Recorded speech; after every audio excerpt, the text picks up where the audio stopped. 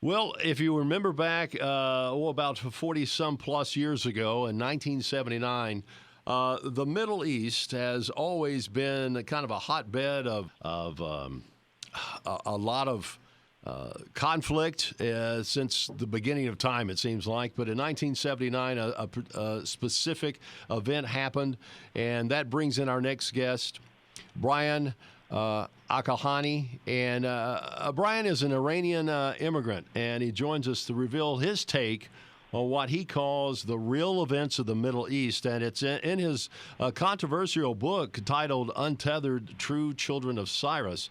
And Brian, I appreciate you being with us today. And tell us about this book, your thoughts on factors that led to the Iranian Revolution of 1979. Absolutely. Thank you for having me on your radio.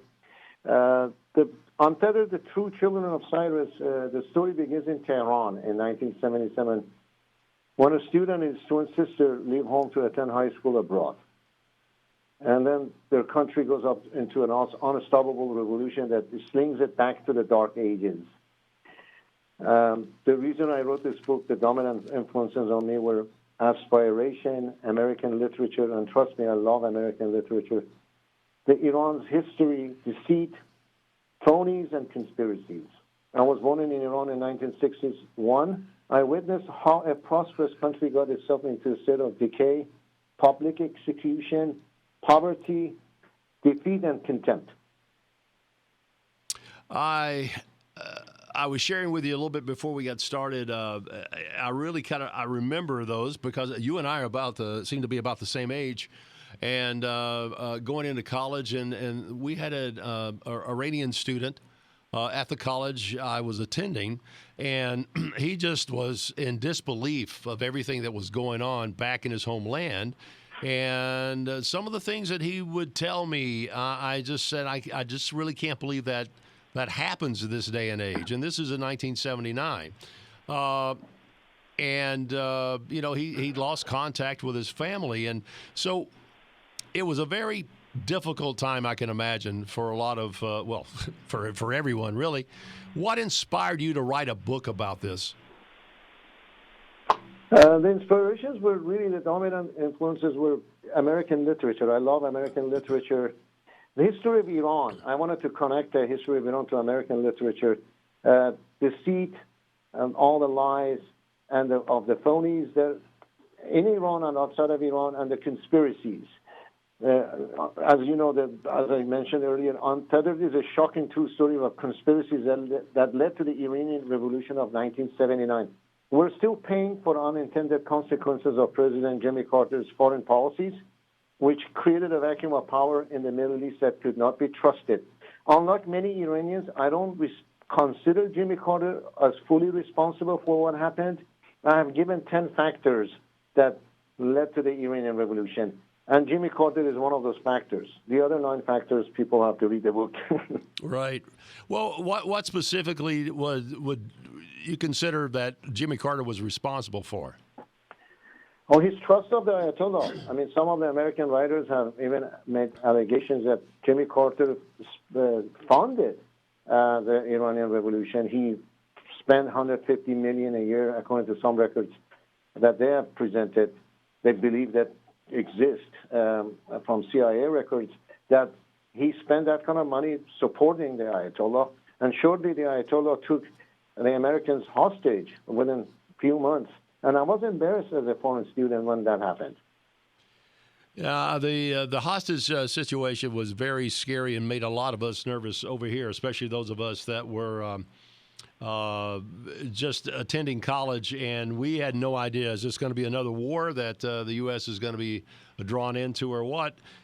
But what are your thoughts on the conspiracies of the Western media that maybe fueled a few things that it shouldn't have?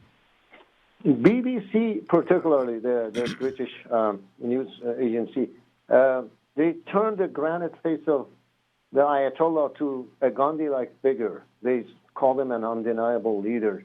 They were upset because Shah had quadrupled the price of oil 4 years earlier in 1974. That had crippled the economy of United Kingdom. And they wanted to take a revenge. So the Western media really trusted Ayatollah. How can you trust somebody without reading his book? Some of the quotes and speeches that Ayatollah had, if they had read about them, they're comic. I mean, the man says university is not a university unless it is a university.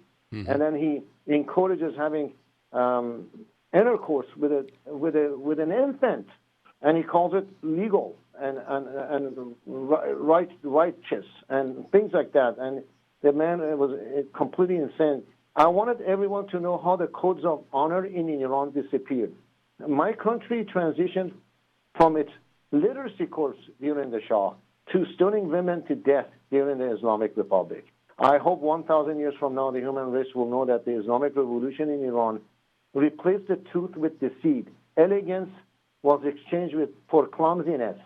Contention overrode harmony. The world declined deeply and wrote its darkest pages in history. Now we're here having negotiation about the nuclear deal with the Islamic Republic fundamentalists, a bad bunch of bloodthirsty rulers. The Western world should never trust them. Any money that is given to them, they're going to turn it into a rocket and throw it at Israel. The American taxpayers does not benefit when Israel gets bombed. Neither the Iranian people, who don't get a dime of that money. So instead of giving the money to them to quiet them down for a while, we have to know the true nature they got. Well, the time that the Shah was in power, how was Iran as a country under the Shah? Excellent question. An American writer named Scott Cooper has written a great book about that too. But he was a progressive leader. Yes, he was portrayed as a dictator because to him, to make those progresses, one had to make decisions, and he made those decisions. And his plan was to make the country democratic in the 80s. He didn't make it that far, unfortunately. But the country made a great deal of progress. It became industrial. People had freedom of religion. They could wear anything that they wanted to, versus now that you can't even think other than what the Islamic Republic wants you to think. People get hanged and executed for thinking the opposite. And one has to guess or just wonder. All of this is done in the name of religion, and it just seems to be totally opposite of anything we would ever think a religious person or a religious group would be. Is it's well, if you don't believe the way we do, you're just as good as dead. And how can you possibly sustain a country or even tolerate a country like that? Absolutely. Yeah, absolutely right. A true religious person does not get himself or herself involved with politics, because politics is dirty, and it makes the religion dirty. And, the people like in the churches in the U.S., they're not necessarily in the government making all the calls. These folks who rule Iran and their counterparts in Afghanistan, they're basically people from mosques. I mean, all they have had experience with was giving speeches to people who come there to hear about religion. And now they're in charge of an ancient civilization that at one point in time ruled half of the world. It's embarrassing that the president of Iran, Ebrahim Raisi, the latest president, has only gone to school for five classes. He completed elementary school, never saw sixth grade. He's a fifth grade graduate of elementary school. And now this country is ruled, and he killed thousands of people in the 80s. So and to the point that he can't even enter the U.S. or Western countries. I mean, he's banned.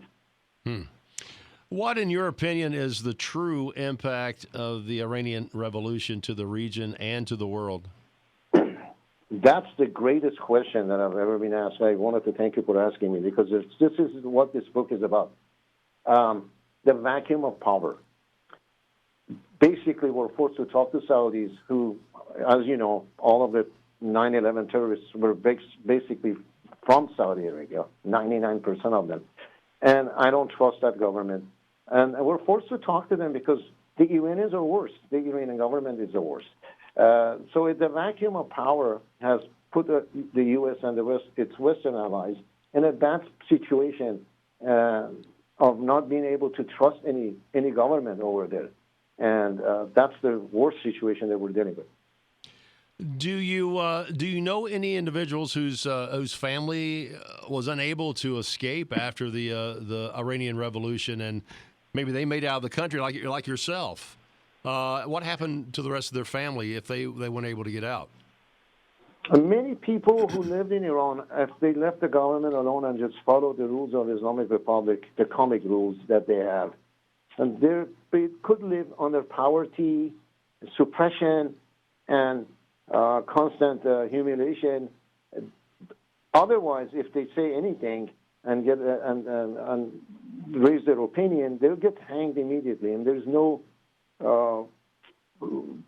nobody to protect them. I mean, the Islamic Republic has killed many scholars and has assassinated them inside Iran and in Europe. Luckily, very few in the beginning in the U.S., but they were more scared to do anything in the U.S. But that's what happened to those folks who stayed behind, if living under suppression. And here's a question I'm curious. The opinion of the United States by those that live in Iran then, back in 1979, and now, what is that opinion like? Opinion of the people, opinion of the United States? Yes. Iranian people, majority of that's another great question. Majority of the Iranian people love the American culture, especially the literature, the books like Great Gatsby. I mean, it's just there's nothing. It's a masterpiece that I have not seen anything equal to that. They love everything that is the America stands for, but unfortunately they're afraid because the government has one slogan, which is on death to America, death to Israel. And so the people have always had a favorable opinion of the United States. Yeah, where can we go to get some more information, Brian, about what we've talked about today? I'm sorry? Where can we go to get more information? Is there a website we could go to or find information about your book? Absolutely. If you go to Amazon and type the word True Children of Cyrus, my book will appear. It's easier to find a book by typing True Children of Cyrus. You will see the book. Gotcha. You could type Untethered as well, but True Children of Cyrus is a better search. And you will find a book. The best place to get it is Amazon. They quickly ship the product. Somebody just bought it and they got it in 2 days. A hard copy, and there's also Kindle version. But the book is on Amazon. Well, after writing a book like this, do you have any fear in your life about any kind of retaliation from anyone, or is this just, you know, you're an American now, an immigrant from Iran, and you live here? You feel safe? I feel safe. Writing a book was one of the most gratifying things I've done in my life. To write this book, I had to look inside myself, get into my own emotions, and sometimes even into my soul. Even though my goal was to share my experience with the world, I had to learn so much about myself during this journey. And I believe when I learned about myself, I was not afraid of getting targeted by the Islamic Republic. For one thing, I live in the U.S., and the U.S. citizens, unlike the European citizens, have a lot of rights. They have assassinated their oppositions in Europe, but very hardly they have the guts to do that in the U.S. I'm an IT professional. I have a great deal of knowledge of information. So it is a little more difficult to track me down than it is to do that in Europe. I understand. Well, Brian, thank you for being with us. This is a fascinating history, an event in our world in modern day, and it's one that many of us remember. And the book sounds like it's got some really telling all and revealing things in it. So I think it might be worth a read, definitely. I am very thrilled about it. I wanted to thank you for inviting me to your radio. You asked me some of the greatest questions.